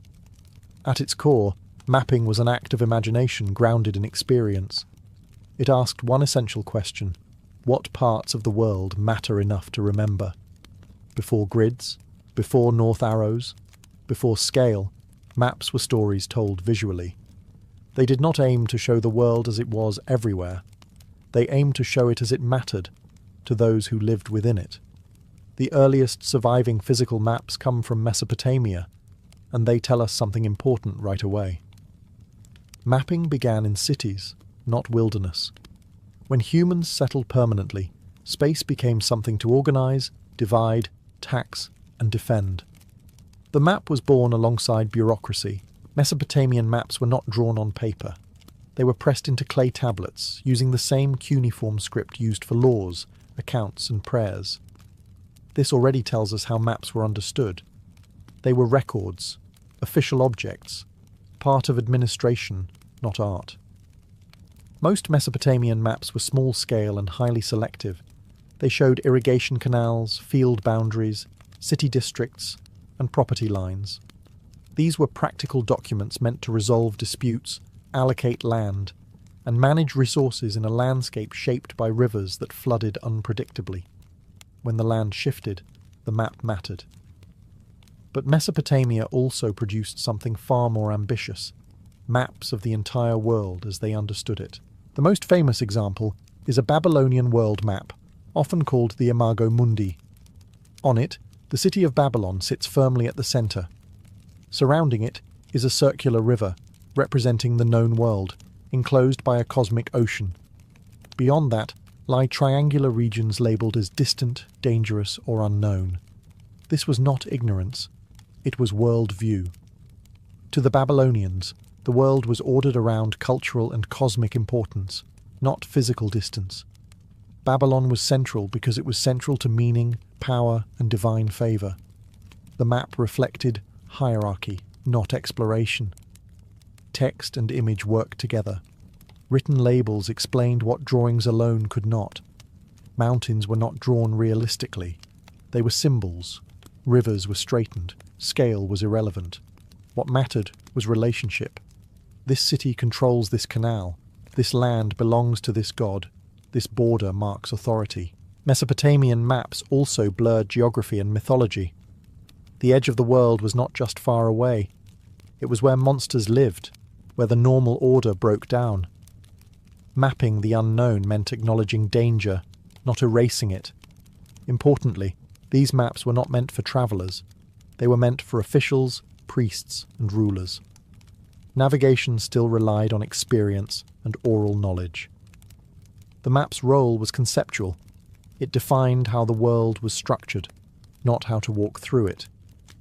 In Mesopotamia, mapping was an extension of governance and belief. To draw the world in clay was to say, this is how reality is arranged, and this is where you stand within it. In ancient Egypt, maps were born from repetition. The land itself forced precision. Every year, the Nile flooded, erased boundaries, and then retreated, leaving behind fertile soil and confusion. Fields vanished. Property lines dissolved. To govern, Egyptians had to redraw the world again and again. This is why Egyptian mapping focused less on exploration and more on measurement. Surveyors, often working for the state or temples, re-established borders after each flood. Using ropes, sight lines, and geometry, they recreated order from chaos. Mapping was an act of restoration, a way to return the land to its proper balance. Egyptian maps were often drawn on papyrus or carved into stone walls. They showed estates, canals, quarries and roads, not in perspective, but in plan. Objects were flattened and symbolised. A temple was not shown as it looked, but as it functioned. A canal was a line of control, not a scenic feature. Orientation mattered. South was often placed at the top of the map, reflecting the upstream direction of the Nile. North, associated with chaos and foreign lands, fell below. This alone tells us that Egyptian maps were moral documents as much as spatial ones. Direction carried meaning. The Nile itself dominated Egyptian spatial thinking. It was the spine of the country, the axis around which everything else was organised. East and West were defined relative to it. Life, work, and agriculture belonged to the East, where the sun rose. Death and the afterlife lay to the West, where the sun set. Maps reflected this cosmic division clearly and deliberately. Egyptians also mapped beyond the earth. Tomb walls and papyri included detailed maps of the afterlife, routes the soul would travel after death. These were not symbolic suggestions. They were guides.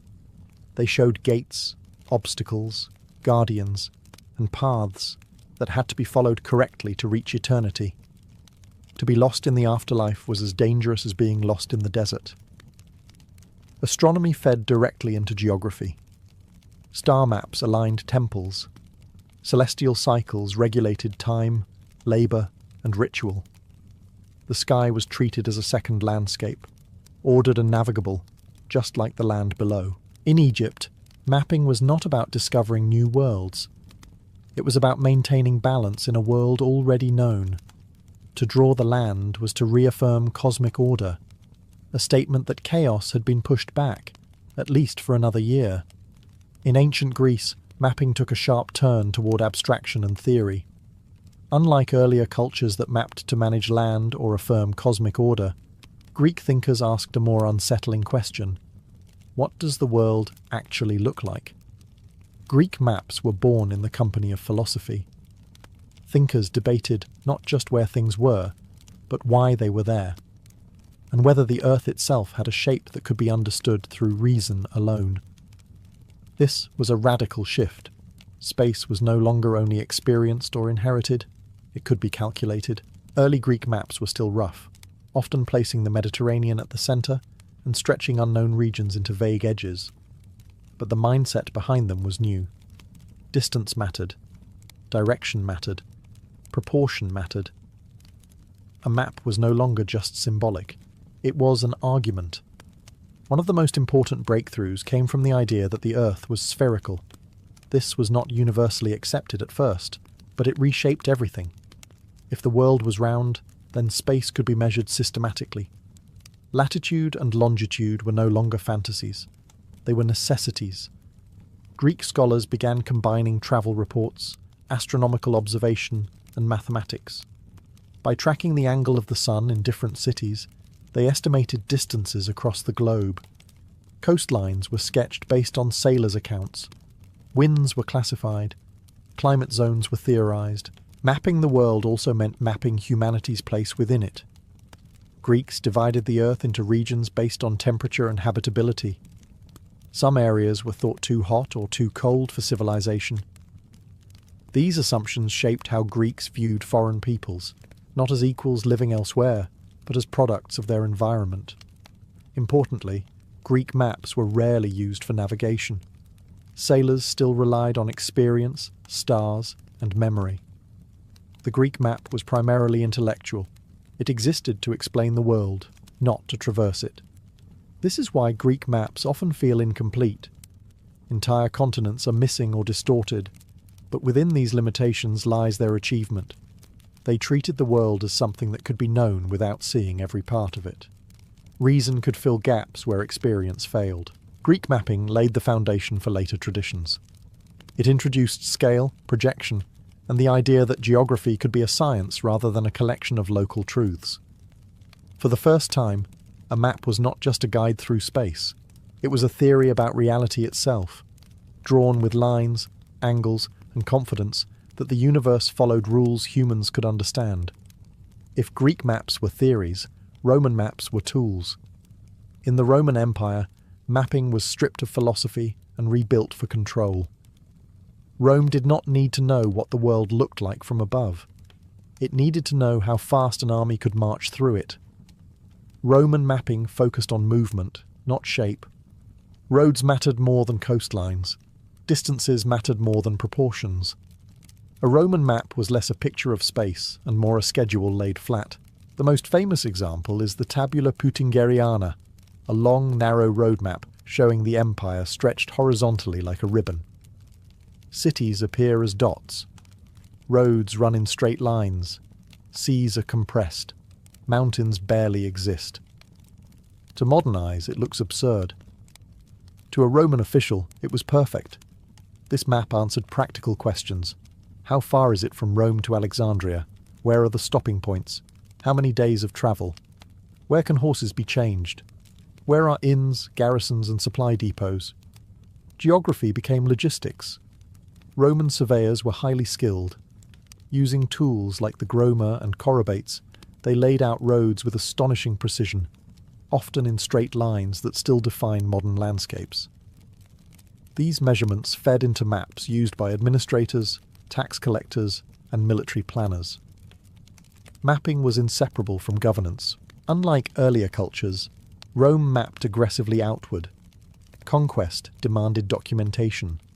Provinces were recorded, borders marked, resources noted. A place that was not mapped was not fully Roman. To draw a road through land was to claim it permanently. Roman maps also reinforced hierarchy. Rome itself was the fixed reference point. Distances were measured from the capital. All roads, literally and symbolically, led there. The map did not show the empire as equal regions. It showed a system radiating from power.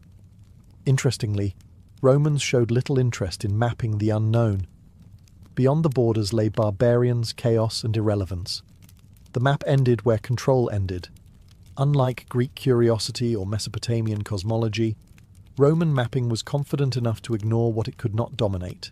For travellers, these maps were rarely carried physically.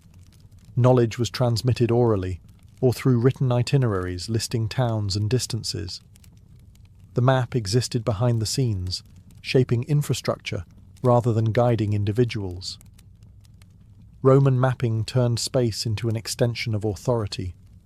Roads became veins, cities became nodes, distance became predictable. Through maps, Rome did not just move through the world, it organized it, standardized it, and held it together with ink, stone, and discipline.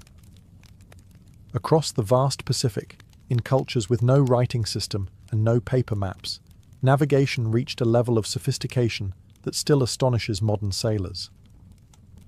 In the islands of Polynesia, mapping was not something you looked at.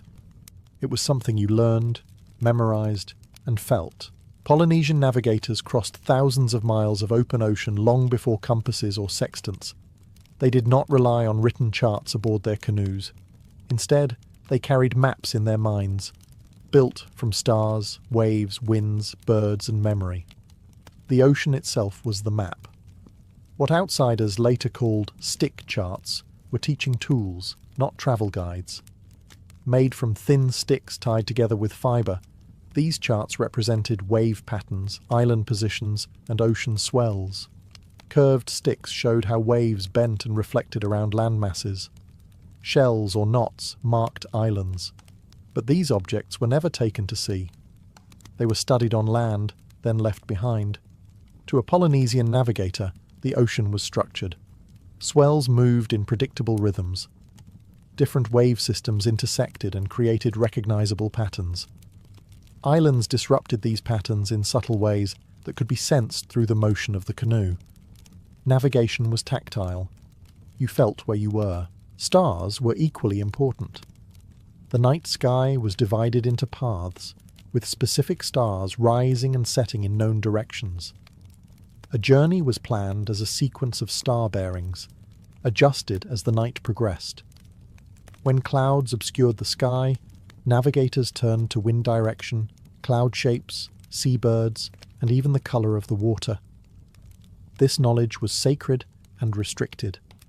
Navigation was taught through long apprenticeships, often within families. Mistakes were fatal. There was no margin for error in the open ocean. Mapping, therefore, was not abstract. It was embodied skill. Time and space were inseparable. A route was not just a direction, but a duration. You knew where you were by how long you had been travelling under certain conditions. Memory replaced measurement. Experience replaced instruments. European explorers initially dismissed Polynesian navigation as primitive luck. Only later did researchers realise how systematic it was. Polynesians were not guessing. They were reading a complex, dynamic map written into the natural world itself. These maps challenge modern assumptions. They show that accurate spatial understanding does not require paper, numbers, or scale. It requires attention, training, and deep integration with environment. In Polynesia, the map was not an object. It was a relationship between navigator and ocean, sky and canoe, past journeys and present motion. Space was not drawn, it was lived. While the Mediterranean world debated geometry and empire, ancient Asia developed mapping traditions shaped by administration, philosophy, and cosmic order. In both ancient China and ancient India, maps were less about exploration and more about harmony, aligning human space with moral and natural law. In China, mapping emerged from governance. As early states expanded, rulers needed to know where roads, rivers, farmlands, and borders lay. Maps were drawn on silk, bamboo, and wood, often accompanied by detailed written descriptions. Accuracy mattered, but not in isolation. A good map also reflected order. Rivers flowed properly. Mountains stood where they should. Space mirrored hierarchy. Chinese maps often used grid systems long before they appeared elsewhere. This allowed distances to be measured consistently and regions to be compared. But these grids were not neutral. The capital sat near the centre, reinforcing political gravity. Peripheral regions appeared smaller or less detailed, visually echoing their subordinate status. Crucially, Chinese mapping linked geography with cosmology. The landscape was shaped by qi, vital energy, flowing through mountains and waterways. Maps helped locate auspicious sites for cities, tombs, and temples. Choosing where to build was not just practical. It was ethical and cosmic. Mapping became a tool for maintaining balance between heaven, earth, and humanity. In ancient India, maps took a different form. Physical cartography existed, especially for land grants and administration, but much spatial understanding was preserved in texts. The world was described through layered regions, concentric continents, and sacred axes. Mount Meru stood at the centre of the cosmos, surrounded by oceans and lands, arranged symbolically. These were not navigational errors. They were metaphysical maps. Indian cosmology treated space as inseparable from moral and spiritual progress. Pilgrimage routes mattered more than political borders. Sacred rivers were mapped through verse and ritual memory, rather than ink. Astronomy again played a central role. Calendars, star paths, and planetary cycles shaped how space was understood. Time and geography merged. Knowing where you were also meant knowing when you were, within cycles of rebirth, duty, and ritual obligation. Unlike Roman or Greek traditions, Asian mapping did not seek to conquer space intellectually or militarily. It sought to situate humans correctly within it. Maps were guides for behaviour as much as for movement. These traditions remind us that mapping is never just technical. Every map reflects values. In China and India, the value was balance, between ruler and land, human and cosmos, action and restraint. The world was not something to be mastered. It was something to be aligned with, and maps showed how. Not all ancient maps were meant to guide feet or ships. Some were meant to guide lives. Across many ancient cultures, mapping extended beyond land and sea into time, fate, and the heavens. These maps did not show where you were going. They showed when and why. Astronomical maps were among the most precise creations of the ancient world. Star charts tracked the movement of constellations, planets, and the sun across seasons. In Mesopotamia, priests mapped the sky to predict omens. In Egypt, stars aligned tombs and temples. In China, celestial maps mirrored imperial bureaucracy, with heavenly officials watching over earthly ones. Mapping the sky was a way to understand order itself. These maps were deeply practical. Agricultural calendars depended on them. When a star rose at dawn, it signaled planting or harvest. When a constellation disappeared, it warned of floods or drought. Time was not abstract. It was spatial, written across the sky. Sacred maps also guided souls. In Egypt, detailed maps of the underworld showed the soul's journey after death, gates, judges, dangers, and paths to eternity. These were not metaphors. They were instructions. To know the map was to survive the afterlife. In Mesoamerica, calendars functioned as maps of destiny.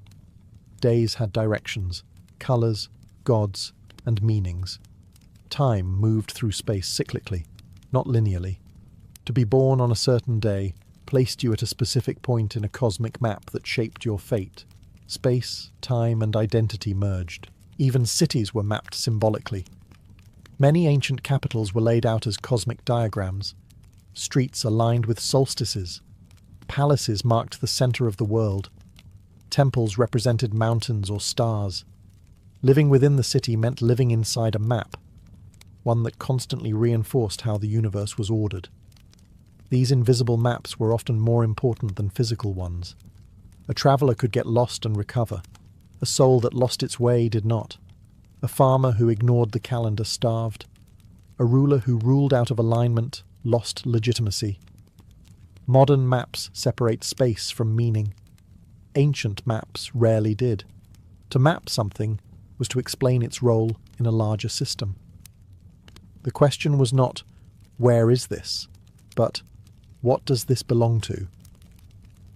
By mapping heaven, time, and fate, ancient people turned uncertainty into structure.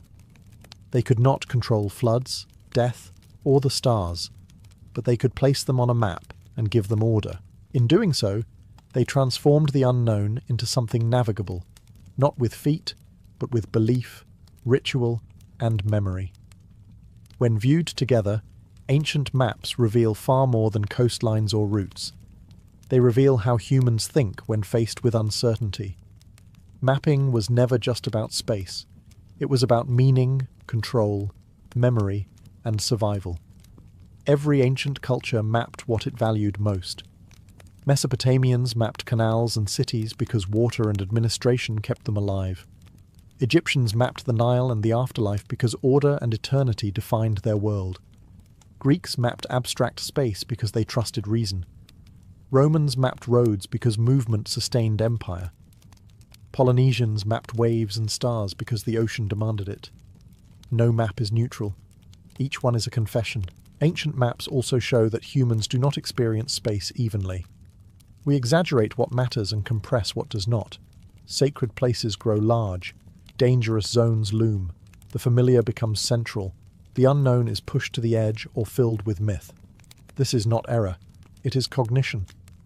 Modern maps aim for objectivity, but even today, choices remain. What gets named? What gets bordered? What is centered? Ancient maps make these choices visible. They do not hide perspective. They announce it. Mapping also reveals a deep human desire to turn experience into structure.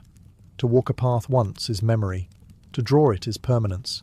To teach it is culture. Maps allowed knowledge to survive individual lifetimes, to move across generations, to outlast those who first walked the land. Perhaps most importantly, ancient maps remind us that humans have always lived in multiple spaces at once. Physical landscapes, social hierarchies, sacred cosmologies, temporal cycles. A map could show one, or all, depending on what the culture needed. We often judge ancient maps by modern standards, and find them inaccurate. But accuracy was never the point. Relevance was.